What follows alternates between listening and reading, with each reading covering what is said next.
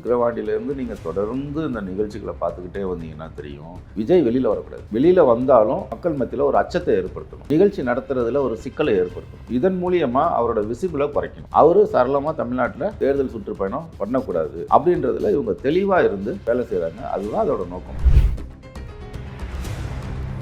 உறுப்பினர்களை கணக்கு சொல்லலாம், எங்கள் உறுப்பினர்கள் போய் வருவாங்க, பொதுமக்களை கணக்கு அப்படி கணக்கு காட்டவே முடியாது. அதை தான் சொல்கிறேன், இதெல்லாம் பொருந்தாத, ஜனநாயகத்துக்கு விரோதமான, பேச்சு உரிமைகளுக்கு விரோதமான, பரப்புரைகளுக்கு விரோதமான ஒரு செயல் இதுன்னு சொல்கிறேன். இதன் மூலியமாக அவங்க என்ன நிலைநாட்ட விரும்புகிறாங்கன்னு கேட்டிங்கன்னா, விஜயை முடக்கிறது. முடக்கிட்டு இந்த பக்கம் வெளியில் வரலன்னு சொல்லி ஒப்பாரி வைக்கிறது.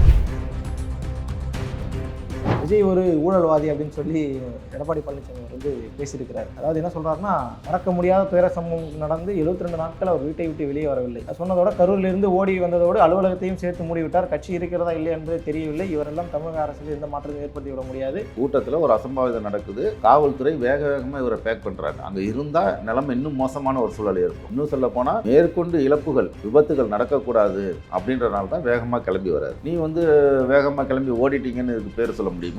அங்க இருந்திருந்தா இதோட விபரீதம் இன்னும் மோசமா மாறிடும். அந்த வழக்குலயே என்ன சொல்றாங்க, சிலர் அந்த நிர்வாகிகளே நான் பேசின வகையில் என்ன சொல்றாங்கன்னா, கத்தி வச்சிருந்தாங்க, கத்தியால குத்துனாங்க, ஏறி மிதிச்சாங்க, பள்ளத்துல தள்ளி விட்டு அது மேல 20 பேர் குண்டர்கள் ஏறி மிதிச்சாங்க. இதெல்லாம் வந்து சிபிஐ விசாரணையிலையும் இவங்க வந்து சொல்லியிருக்கிறாங்க. இன்னும் சொல்ல போனால் அந்த சம்பவம் நடந்த சரியா 40 நிமிஷத்தில் ஒட்டுமொத்த கரூரையும் அரசு தன் கட்டுப்பாட்டுகளை கொண்டு வந்து யாரையுமே அனுமதிக்கல. ஒட்டுமொத்தமாக அந்த எல்லாத்தையுமே ராத்திரி வரத்தையும் முதல்வர் போறாரு, துபாயிலிருந்து துணை முதல்வர் வர்றாரு. அதே மாதிரி சென்னையில் இருக்கக்கூடிய மா சுப்பிரமணியம் அங்கே போய் நிற்கிறாரு. அடுத்த ஒரு 50 கிலோமீட்டரில் இருக்கக்கூடிய இவர் வந்துடுறாரு, செந்தில் பாலாஜி வந்துடுறாரு. ஒட்டுமொத்த அரசு இயந்திரமும் அந்த சூழலை தன் கட்டுப்பாட்டுகளை கொண்டு வந்துருது. ராத்திரியை போஸ்ட்மார்ட்டம் பண்ணி அனுப்புறாங்க. ஜெயலலிதா விசாரணை ஆணையத்தை வந்து முடக்கி வையின்னு சொல்லி திமுக காலில் விழுந்து கெஞ்சி பெற்ற ஒரு சலுகையா, தூத்துக்குடி துப்பாக்கி சூட்டை வந்து விசாரணையை முடக்கி வைக்கிறதுக்கு திமுக காலில் விழுந்து இந்த புளுத்து போன எடப்பாடி பழனிசாமி யாரை பார்த்து ஊழல் குற்றவாளின்றாரு? ஊழல்வாதின்னு சொல்றதுக்கான என்ன முகாந்திரம் இருக்குது? முதல்ல இதை சொல்றதுக்கான யோகிதை இவருக்கு எங்க இருக்குது?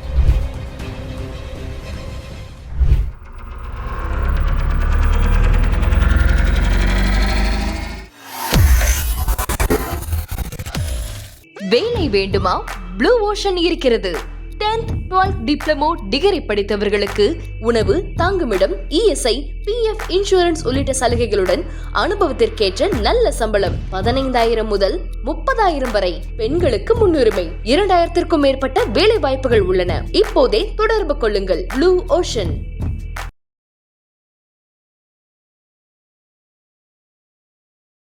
தமிழ் நேயர்களுக்கு வணக்கம். இன்று நேர்காணலில் நம்மோடு இணைந்திருக்கிறார் அரசியல் விமர்சகர் பெரியார் சரவணன் அவர்கள். பல்வேறு அரசியல் நிகழ்வுகள் குறித்து நம்ம பேச இருக்கிறோம். வணக்கம். வணக்கம். சேலத்தில் வந்து வரும் 13 விஜய் கூட்டம், 51 நிபந்தனைகள், போலீஸ் அனுமதி அப்படிங்கிற மாதிரிலாம் சொல்லியிருக்காங்க. நிபந்தனையை மட்டும் தாவேக்காவுக்கு மட்டும் புதுசாக நிபந்தனையை உருவாக்குறாங்க. நீங்கள் 5000 பேர் கூட்டுறதா தான் நீங்கள் முன்னாடி 1 மாதத்துக்கு முன்னாடி சொல்லியிருக்கணும், இந்த மாதிரிலாம் சொல்லியிருக்காங்கல்ல. இது வழக்கமான அதாவது காவல்துறை நடவடிக்கை மக்களுடைய பாதுகாப்புக்காக எடுக்கிறதுன்னு பார்த்துக்கிறதா, இல்லை தாவேக்காவுக்குன்னு செப்பரேட்டாக ஒன்று ரெடி பண்ணி வச்சுருக்கோன்ற மாதிரி எடுத்துக்கிறதா? இது தாவேக்காவுக்காக உருவாகக்கூடிய நிபந்தனைகள். ஒரு சின்ன உதாரணம் சொல்கிறேன். இப்போ அங்கே வந்து ஒரு 1000 பேர் கூடுறாங்க. சரி, எங்கள் சேலம் நிகழ்ச்சி வந்து ஒரு 1000 பேர் வச்சு நடக்குது அப்படின்னா, 1000 பேர்த்துக்கும் நீ வந்து ஐடி கார்டை கொடு, ஆதாரை கொடு, யார் யாரெல்லாம் வருவாங்கன்னு சொல்லு. இப்போ நீங்களே ஒரு கூட்டம் நடத்துகிறீங்க, உங்கள் தோழர்கள் கொஞ்சம் பேர் வருவாங்க, கட்சிக்காரங்க, நிர்வாகிங்க வருவாங்க. இவங்களை கேட்டால் அதில் ஒரு நியாயம் இருக்குது. பார்வையாளர்கள் எல்லாமே நீ வந்து எனக்கு அவங்களோட ஐடியா கொடு எனக்கு அப்படின்னு கேட்குறதுல என்ன நியாயம் இருக்குது? அப்போ அங்கே 1,00,000 பேர் தரல போகிறாங்க அப்படின்னு கேட்டிங்கன்னா, 1,00,000 பேர்த்துக்கு நீங்கள் ஐடியா எங்கே போய் நீங்கள் பண்ணுவீங்க? நீங்கள் இங்கேன்னு இல்லை, விக்கிரவாண்டியிலேருந்து நீங்கள் தொடர்ந்து இந்த நிகழ்ச்சிகளை பார்த்துக்கிட்டே வந்தீங்கன்னா தெரியும், விஜய் வெளியில் வரக்கூடாது. வெளியில் வந்தாலும் மக்கள் மத்தியில் ஒரு அச்சத்தை ஏற்படுத்தணும், நிகழ்ச்சி நடத்துறதுல ஒரு சிக்கலை ஏற்படுத்தணும். இதன் மூலியமாக அவரோட விசிபிளை குறைக்கணும். அவர் சரளமாக தமிழ்நாட்டில் தேர்தல் சுற்றுப்பயணம் பண்ணக்கூடாது அப்படின்றதுல இவங்க தெளிவாக இருந்து வேலை செய்கிறாங்க. அதுதான் அதோட நோக்கம். வேறு எதுவும் இதுக்கு ஒன்றும் பெரிய காரணங்கள்லாம் ஒன்றும் கிடையாது. இல்லை, இப்போ 5000 பேரோட ஆதார கொடுன்னா இது யார் யாரெல்லாம் யாருக்கு வாக்களிப்பாங்கிறது கண்டுபிடிக்கிற மாதிரிலாம் இருக்குது. இது தனிமைப்படுத்தாத மக்களை விஜய் ரசிகர்கள் ஒரு பக்கம், விஜய் சார்ந்தவர்கள் ஒரு பக்கம், நம்ம ஒரு பக்கம் தனிமை. இது அப்படி தனிமைப்படுத்த நீங்கள் எடுத்துக்க வேண்டாம். இது சாத்தியமான ஒரு கேள்வி இருக்குல்ல, கொடுக்கவே முடியாது. போகாத ஊருக்கு வழி சொல்கிறது தானே இது. 1,00,000 பேருக்கு நீங்கள் எங்கே போய் நீங்கள் யார் யார் முதல்ல வருவாங்கன்னு உங்களுக்கு தெரியுமா? ஒரு கூட்டம் நடத்துறீங்கன்னா யார் யார் வருவாங்கன்னு யாருக்கு தெரியும்? மக்களுக்கு தான் நம்ம வந்து ஒரு செய்தி சொல்வதற்கு தான் கூட்டம். மேடை போட்டு மைக்கு வச்சு மக்களுக்கு ஒரு செய்தி சொல்ல போகிறோம். அதுக்கு தான் அந்த கூட்டம் நடத்துகிறோம். எந்த மக்கள்லாம் வராங்கன்றது வந்து நிர்வாகிகளுக்கு போய் தேடி பிடிச்சி அவங்க ஆதார் கார்டு வாங்குறதா வேலை? அப்படி வாங்கினா அது சாத்தியமா? வாங்க முடியுமா? அப்போ நாளைக்கு என்ன சொல்லலாம்? இது ஒரு காரணம் காட்டி நிகழ்ச்சியை நீங்கள் ரத்து பண்ணலாம். ஏன்னா இவங்களே தானே சொல்கிறாங்க விஜய் வெளியே வர மாட்டாரு. யார் சொல்கிறா? யார் இந்த சட்டத்தை போட்டு இது பண்ணுறாங்களோ அவங்களே தானே ஊடக விவாதங்கள்லாம் அவர் வெளியே வர. ஆமாம், இந்த பக்கம் ஒரு முடக்கிறது, இந்த பக்கம் வெளியில் வரலன்னு ஒப்பாரி வைக்கிறது. வெளியில் வந்தால் தான் இவ்வளோ பிரச்சனை, இவ்வளோ நிபந்தனைன்னு கொடுக்குறீங்களா? எப்படி வெளியில் நான் முதல்ல ஜனநாயகத்தில் முதல்ல பேச விடுங்க. அந்த பேச்சுன்றது முதல்ல வந்து நமக்கு கொடுக்கப்பட்டிருக்க ரைட்ஸு. நீங்கள் வெளியில் வந்து பேச விட்டால் தானே. நீங்கள் பேசவே விட தயாராக இல்லை. மொத்தமே 6-7 கூட்டம் தான் நடத்தியிருக்கிறாங்க. இதுவே நீங்கள் வந்து அனுமதிக்கலை அப்படின்னு கேட்டிங்கன்னா அப்போ உங்களுக்கு என்ன இருக்குன்னா ஒரு பெரிய அச்சம் இருக்குது. ஒரு வெளியில் வரக்கூடாது, ஒரு முகத்தை காட்டக்கூடாது, பெரிய அளவில் ஒரு வந்து ஓட்டுக்களை கெயின் பண்ணிடக்கூடாது அப்படின்ற அந்த பயம், அந்த பயத்தோட வெளிப்பாடு தான் இது. இல்லை இப்போ எல்லா கூட்டங்களுக்குமே விதிமுறைகள்னு ஒன்று இருக்கும்ல. அது இருக்கும், சாதாரணமாக இருக்கும். என்ன இருக்குன்னு கேட்டிங்கன்னா எப்போ கூட்டம் தொடங்க போகிறீங்க, எப்போ வந்து முடிக்க போகிறீங்க, யார் யார் சிறப்பு விருந்தினர் வரப்போகிறாங்க அப்படின்றது மட்டும்தான் இருக்கும். எவ்வளோ பேர் வரப்போகிறாங்கன்னு கூட கேட்க மாட்டாங்க. ஏன்னா அதை யாராலையும் உறுதியாக சொல்ல முடியாது. 100 பேர் இருக்கலாம், 1000 பேர் இருக்கலாம், 1,00,000 பேர் இருக்கலாம். புரியுதுங்களா? அதை வந்து எவ்வளோ பேர் வரப்போகிறாங்கன்றதை ஒரு அப்ராக்ஸ்மெண்ட்டாக சொல்லலாம். இவ்வளோ பேர் நாங்கள் எதிர்பார்க்குறோங்க அப்படின்னு தான் சொல்லலாமே ஒழிய இவ்வளோ பேர் வருவாங்கன்னுலாம் யாராலையுமே குறிப்பிட முடியாது. ஏன்னா உறுப்பினர்களை கணக்கு சொல்லலாம், எங்கள் உறுப்பினர்கள் பேர் வருவாங்க, பொதுமக்களை கணக்கு காட்ட அப்படி கணக்கு காட்டவே முடியாது. அதை தான் சொல்கிறேன்ல, இதெல்லாம் பொருந்தாத ஜனநாயகத்துக்கு விரோதமான, பேச்சு உரிமைகளுக்கு விரோதமான, பரப்புரைகளுக்கு விரோதமான ஒரு செயல் இதுன்னு சொல்கிறேன். இதன் மூலியமாக அவங்க என்ன நிலைநாட்ட விரும்புகிறாங்கன்னு கேட்டிங்கன்னா விஜயை முடக்கிறது. முடக்கிட்டு இந்த பக்கம் வெளியில் வரலன்னு சொல்லி ஒப்பாரி வைக்கிறது பிரச்சாரம். இப்போ இது வரைக்கும் திமுக எதிர்த்துட்டு இருந்தது நம்ம பார்த்தோம். கூட்டணி கட்சிகள் உட்பட விஜய் அவர்களை எதிர்த்தாங்க. இப்போ அதிமுகவும் கூட சேர்ந்து கடுமையான அடிக்க ஆரம்பிச்சிட்டாங்க. நீங்கள் பார்த்துருப்பீங்கன்னு நினைக்கிறேன். விஜய் ஒரு ஊழல்வாதி அப்படின்னு சொல்லி எடப்பாடி பழனிசாமி அவர் வந்து பேசியிருக்கிறார். அதாவது என்ன சொல்கிறாருன்னா, இந்த மறக்க முடியாத துயர சம்பவம் நடந்து 72 நாட்கள் அவர் வீட்டை விட்டு வெளியே வரவில்லை. சொன்னதோட கரூரிலிருந்து ஓடி வந்ததோடு அலுவலகத்தையும் சேர்த்து மூடிவிட்டார். கட்சி இருக்கிறதா இல்லை என்பதே தெரியவில்லை. இவரெல்லாம் தமிழக அரசியல் எந்த மாற்றத்தையும் ஏற்படுத்தி விட முடியாது. கூடுதல் என்ன சொல்கிறாருன்னா, ஒரு சம்பவம் நடந்தால் துணிந்து எதிர்த்து தீர்வு காண்பது தான் தலைவருக்கான அழகுன்றார்ல. அது இல்லாமல் இந்த விவகாரத்தில் இப்போ நடந்த இந்த பிரச்சனையில் இந்த 1.5 கோடி ரூபாய் அந்த ஊழல்வாதின்ற மாதிரி ஒரு பட்டத்தையும் வந்து சொல்கிறாரு. இப்போ அதிமுகவும் கடுமை எதிர்க்க வேண்டிய தேவை என்ன வந்துச்சு? அதாவது என்னென்னா, இலவு காத்த கிளின்னு இருக்குல்ல, இலவம் பஞ்சு காய்ச்சிருக்கும், இந்த கிளி உட்காந்துருக்குமா, இது பழுக்குன்னு கடைசியில் அது காஞ்சி வெடித்து பஞ்சா பறந்துருச்சு. அது பழமாக இல்லை, பஞ்சா மாதிரி பறந்துருச்சு. அந்த கிளி ஏமாந்து போயிடுச்சு. இப்போ இந்த ஏமாற்றத்தோட வெளிப்பாடு என்னன்னா, இப்படி ஒரு குற்றச்சாட்டை வைக்கிறது. இந்த குற்றச்சாட்டில் எந்த முகாந்திரமும் அடிப்படையும் கிடையாது. அங்கேருந்து ஒடியாந்துட்டாங்கன்னு முதல்ல யார் சொன்னான்? என்ன நடந்தது? அங்கே கூட்டத்தில் ஒரு அசம்பாவிதம் நடக்குது. காவல்துறை வேகமாக இவரை பேக் பண்ணுறாங்க. அங்கே இருந்தால் நிலைமை இன்னும் மோசமான ஒரு சூழல் ஏற்படும்.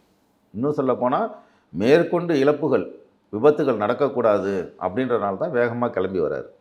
புரியுதுங்களா? நீ வந்து வேகமாக கிளம்பி ஓடிட்டீங்கன்னு இதுக்கு பேர் சொல்ல முடியுமா? அங்கே இருந்திருந்தால் இதோட விபரீதம் இன்னும் மோசமாக மாறி இருக்கும். அப்போ அங்கே நடந்த விபத்து ஒரு அது வந்து வழக்காக இருக்குது. அந்த வழக்குலேயே என்ன சொல்கிறாங்க சிலர், அந்த நிர்வாகிகளே நான் பேசின வகையில் என்ன சொல்கிறாங்கன்னா, கத்தி வச்சுருந்தாங்க, கத்தியால் குத்துனாங்க, ஏறி மிதித்தாங்க, பள்ளத்தில் தள்ளி விட்டு அது மேலே 20 பேர் குண்டர்கள் ஏறி மிதித்தாங்க. இதெல்லாம் வந்து இது சிபிஐ விசாரணையிலையும் இவங்க வந்து சொல்லியிருக்கிறாங்க. நான் நேரடியாக அந்த நிர்வாகிகளோட பார்த்து பேசும்போது இதெல்லாம் நாங்கள் நிர்வாகம் சொல்லியிருக்கோன்றாங்க. ஆக அங்கே என்ன நடந்தது அப்படின்றதே ஒரு சந்தேகத்துக்குரியதாக இருக்குது. இது ஏற்பட்டதா விபத்தா அல்லது நடத்தப்பட்டதா அப்படின்றதே ஒரு சந்தேகமாக இருக்குது. அது விசாரணையின் முடிவில் தான் வரும். இவர் எப்படி அதை முடிவு பண்ண முடியும்? எடப்பாடிக்கு இந்த அதிகாரத்தை கொடுத்தது யார்? புரியுதுங்களா? ஒன்று. அடுத்தது ஒடியாந்துட்டாங்க அப்படின்னா அங்கே இருக்கக்கூடிய முக்கிய நிர்வாகிகள் அங்கே தான் இருந்தாங்க, அந்த பைபாஸில் தான் இருந்தாங்க. காவல்துறை அவர்களை தடுத்து வச்சுருந்தது. இன்னும் சொல்லப்போனால் அந்த சம்பவம் நடந்த சரியாக 40 நிமிஷத்தில் ஒட்டுமொத்த கரூரையும் அரசு தன் கட்டுப்பாடுகளை கொண்டு வந்துருச்சு. யாரையுமே அனுமதிக்கலை. ஒட்டுமொத்தமாக அந்த எல்லாத்தையுமே ராத்திரி வரத்தையும் முதல்வர் போகிறாரு, துபாயிலிருந்து துணை முதல்வர் வர்றாரு. அதே மாதிரி சென்னையில் இருக்கக்கூடிய மா சுப்பிரமணியம் அங்கே போய் நிற்கிறாரு. அடுத்த ஒரு 50 கிலோமீட்டரில் இருக்கக்கூடிய இவர் வந்துடுறாரு, செந்தில் பாலாஜி வந்துடுறாரு. ஆக ஒட்டுமொத்த அரசு இயந்திரமும் அந்த சூழலை தன் கட்டுப்பாடுகளை கொண்டு வந்துடுது. ராத்திரியோட ராத்திரியாக போஸ்ட்மார்ட்டம் பண்ணி அனுப்புகிறாங்க. அப்போ நான் பேசுகிறவர்களும் அவங்க சொன்ன செய்தி இதுதான். கத்தி குத்தெல்லாம் மறைக்கிறதுக்காக, திட்டமிட்டு நாங்கள் நடத்தப்பட்ட கொலையை மறைப்பதற்காக ராத்திரி ஒரு ராத்திரியாக அவங்க என்ன பண்ணிட்டாங்க, குடும்பத்தினர் கூட ஒப்படைக்காமல் நேராக கூட்டிகிட்டு போய் அங்கே அடக்கம் போச்சுட்டாங்க, எரிச்சிட்டாங்க. அந்த குடும்பத்தில் போய் நாங்கள் போய் பேசுகிறோம். நாங்கள் ஒரு குழு அமைச்சு அந்த குடும்பத்தினரெல்லாம் பேசும்போது இந்த செய்தியை உறுதிப்படுத்துகிறாங்க. இன்னும் பல செய்திகள் நான் சொன்னேன்னா அது இந்த விசாரணையின் போக்கை வந்து பாதிக்கும். அதனால் நாகரிகமாக இதை கடந்து போகிறேன். இதெல்லாம் எடப்பாடிக்கு தெரியுமானா நம்மளை விட எடப்பாடிக்கு நல்லாவே தெரியும். கூட்டணியில் இருக்கிற வரையிலும் இவங்க, அதாவது கூட்டணியை எதிர்பார்த்து காத்துக்கிட்டு இருக்கிறவர்களும் தாவேக்கா புனிதவான்கள். ஏன்னா இவர் தானே ஆதரவு அறிக்கையெல்லாம் கொடுத்தாரு. இன்றைக்கி அதிமுகவை வந்து 3ஆம் இடத்துக்கு தள்ள போகிறாரு, கடைசி வரிசைக்கு தள்ள போகிறாருன்னோடனே இன்றைக்கி வந்து விஜய் எதிரி ஆகிட்டாரா? இப்போ இல்லை, ஊழல்வாதின்னு சொன்னால் இப்போ ஆதவர்ஜுனா பேர் வரும். ஏன்னா அவருக்கு பின்னாடி ஒரு பெரிய கை இருக்குன்றாலும் நமக்கு தொடர்ச்சி விமர்சனம் வருது இல்லை. அந்த அடிப்படையில் பார்க்கும்போது அவருக்கு இந்த ஊழல்வாதின்னு சொல்கிற விஷயம் என்ன அப்படின்னா, இந்த வரி கட்டக்கூடிய விவகாரத்தில் அவர் வந்து குறிப்பிட்டு சொல்கிறாருல்ல. இப்போ அதில் என்ன பிரசிக்கல் இருக்குது? அது நியாயமாக தானே இருக்குது விமர்சனம். ஒரு விஷயம் முடிஞ்சுங்க, இந்த வரி விஷயத்தை எடுத்துப்போம். வரி வந்து இவ்வளோ தான் சம்பளம் வாங்கியிருக்கீங்க, இவ்வளோ வரி கட்டணும் போது இவர் நீதிமன்றத்துக்கு போயிடுறாரு. எப்படி மறைக்கலை, அல்லது வருமான வரி துறை உள்ளே பூந்து அந்த வரி கட்டாத பணத்தையோ அல்லது அளவுக்கு அதிகமான பணத்தையோ கைப்பற்றலை. இவருக்கு சட்டம் வழங்கியிருக்கக்கூடிய வாய்ப்புப்படி நீதிமன்றத்துக்கு போகிறாரு. இப்போ மேல்முறையீடுக்கு போவாங்க. அது ஒரு லீகல் ப்ராசஸ், ஜுடிஷியல் ப்ராசஸ், அது அப்படியே நகரும். புரியுதுங்களா? அதுக்கு நீங்கள் எப்படி முடிவுக்கு வர முடியும்? இதுக்கும் ஊழல்வாதிக்கும் என்ன சம்பந்தம்?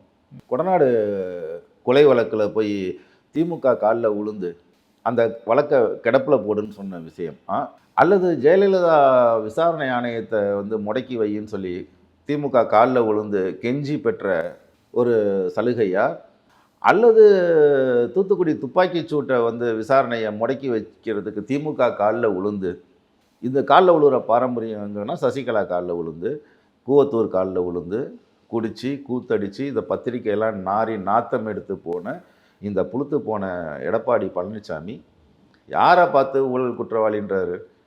ஊழல்வாதின்னு சொல்கிறதுக்கான என்ன முகாந்திரம் இருக்குது? முதல்ல இதை சொல்கிறதுக்கான யோகிதை இவருக்கு எங்கே இருக்குது? புரியுதுங்களா? இதையும் தூக்கி ஓரமாக வைங்க.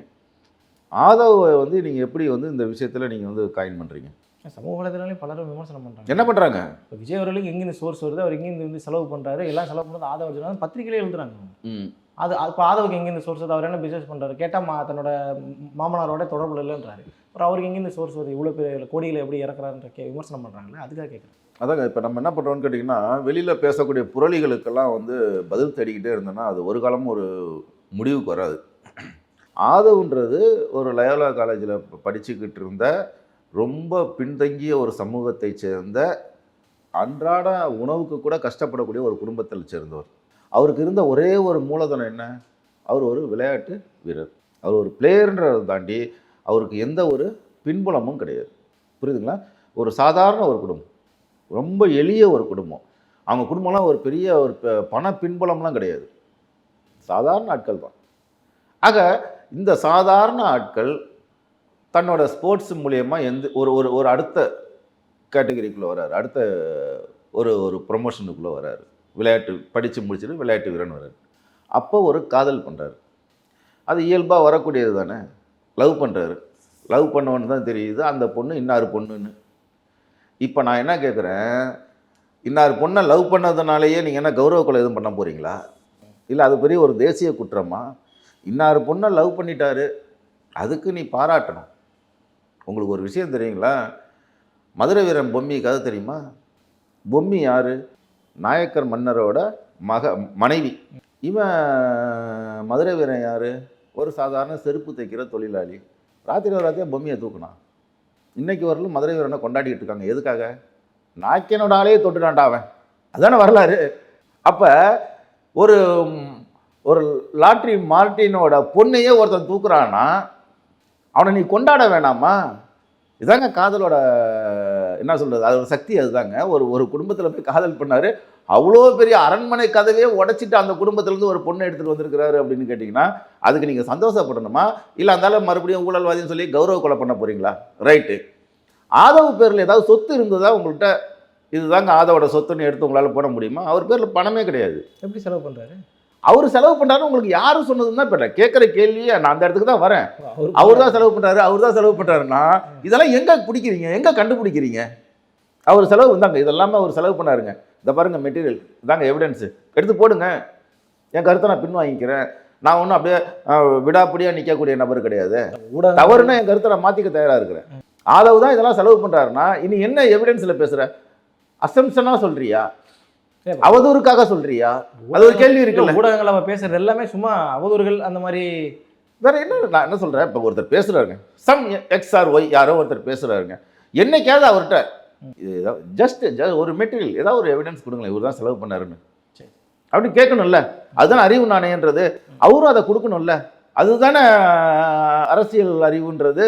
ஆனால் அதை கொடுக்காம அசம்சனாக அவதூறு பரப்புறது இருக்குல்ல. லாட்ரி மார்ட்டின் பொண்ணை கல்யாணம் பண்ணதுனால ஒருத்தனை குற்றவாளி ஆக முடியுமா? உடனே அந்த சொத்தெல்லாம் இவர்கிட்ட வந்துடுமா? அவன் குடும்பத்தில் என்ன சொல்கிறாங்க தெரியுமா? இவன் வந்ததுக்கு அப்புறம் தாங்க என் குடும்பத்திலே பிரச்சனைன்றாங்க. நடந்துச்சா இல்லையா? பத்திரிக்கையாக உட்காந்து, டிவியாக உட்காந்து பேசினாரா இல்லையா? யார் அந்த பொண்ணோட அண்ணன் பேசினாரா இல்லையா? அந்த குடும்பத்தில் இருக்கவனே சொல்கிறான் இவன் வந்து என் குடும்பத்துக்கு பிரச்சனைன்றான். ஏன்? லவ் பண்ணதுனால. அவன் குடும்பத்தில் இருக்கவனே சொல்கிறான்ற, இவன் வெளியில் இருந்துக்கிட்டு ஒருத்தன் இது பண்ணிக்கிட்டு இருக்கானா? அவன் எப்படி அண்ணங்காரன் எப்படி ஒத்துப்பான் இந்த சொத்தெல்லாம் வந்து சம்மந்தமே இல்லாத இன்னொருத்தர் லவ் பண்ணி போன பிள்ளைக்கு கொடுக்கறதுக்கு? அப்போ இவனுங்க எல்லாம் அந்த அவங்க அண்ணங்காரன் ஒரு வெறுப்பில் இருக்கான்ல, தங்கச்சி ஒருத்தன் தூக்கிட்டான்டா அப்படின்ற வெறுப்பில் இருக்கான்ல, அவன் பண்ண வேண்டிய வேலையை தான் இவனுக்கு கௌரவ கொலை பண்ணுறதுக்கு துடிச்சிக்கிட்டு இருக்கிறானுங்க. இப்போ ஆதவெல்லாம் தனியாக வந்துட்டா கௌரவ கொலை பண்ணி எப்போ நீ காதல் பண்ணலாம் அப்படின்னு கௌரவ கொலை பண்ணுவானுங்க. இது ஒரு ஒரு பிக்காளித்தனமான ஒரு பித்தலாட்டமான அரசியலுங்க இது. இல்லை, இப்போ அவதூறை தாண்டி நீங்கள் சொல்கிறத பார்த்தா ஏதோ சாதிய பார்வையும் அவங்ககிட்ட இருக்குது அப்படிங்கிற மாதிரிலாம் இருக்குது. எல்லாமே தான் கலந்துருக்கும். இவன் ஒரு உட்பிரிவுங்க. இந்த இது சொல்கிற மாதிரி தான் இது என்னமோ படத்தில் சொல்லுவானே, ஜாதி சண்டை போகிறவங்கள இங்கே வந்து போட்டுக்கங்கடா, நானே ஒரு கிரவுண்டு இதை கட்டித்தரேன், இங்கே வந்து போட்டுங்க, ஏன் அங்கங்கே உதிரியாக போட்டுக்கிறீங்க, என்னடா சாதி அப்படின்னோடனே ஒரு சாதி சொல்லுவான், என்னமோ ஒரு சாதி, அதில் இக்கு இருக்கும் இதில் இக்கு இருக்காது, புரியுதுங்களா? அது மாதிரி கூத்துல இவனுங்க அடிச்சுக்கிட்டு இருக்கிறானுங்க. என்ன இது அயோக்கியத்தனமானுங்க. நான் என்ன சொல்கிறேன், ஆதவர்ஜனா அவனுக்கு பிடிக்கல, என்ன பிடிக்கல இல்லைங்க, ஒரு அரசியல் பேசுகிற பிடிக்கலைங்க, அதை வரிக்கு வரி மறுக்கணும். ஒருத்தர் அரசியல் பிடிக்கலன்னா அவர் பேசுகிறத வரிக்கு வரி மறுக்கணுங்க, அதுதாங்க அரசியல். இது பாருங்க, இந்த இடத்துல இது தவறுங்க, இதுதான் சரி, இந்த இடத்துல தவறுங்க, இதுதான் சரி அப்படின்னு பேசலான்னா அது ஆரோக்கியமான அரசியல். அவனுக்கு காது சரியில்லைங்க, மூக்கு சரியில்லைங்க, அவன் வந்து இந்த பிள்ளையை லவ் பண்ணிட்டாங்க, இந்த குடும்பத்தில் சம்பந்தம் பண்ணிட்டாங்க, ஏண்டா இதுக்கு பேர் அரசியலா? இந்த விளக்கு பிடிக்கிற வேலை இவனுக்கு விடவே மாட்டானுங்களா? எப்போ பாரு ஏதாவது ஒரு விளக்கு தூக்கிக்கிட்டு அவன் முன்னாடியே சுற்றிக்கிட்டே இருக்கிறானுங்களே. 2000 வருஷமா இவங்களுக்கு இதே பொழப்பு, இன்னைக்கு நேற்று கிடையாதுங்க. இந்த வேத காலத்தில் இருந்து இவனுங்களுக்கு விளக்கு தூக்கிக்கிட்டு சுற்றுறது தான் பொழப்பு. இந்த விளக்கு பிடிக்கிறத தயவு செஞ்சு விட்டுட்டு அரசியலாக முன் வைங்க. இவர் பேசுகிறது அரசியல் சரியில்லை, இது தவறு அப்படின்னு முன் வைங்க. அவன் குடும்பமே இவன் மேலே இருந்தாலும் மேலே காண்டா இருக்குது, இவனுங்க உட்காந்துக்கிட்டு இன்னும் இது பண்ணிக்கிட்டு இருந்தானா என்ன அர்த்தம்? சரி, அது இது ஒரு மோசடியான அரசியல். இந்த அரசியலுக்கெல்லாம் நம்ம முகம் கொடுக்கக்கூடாது.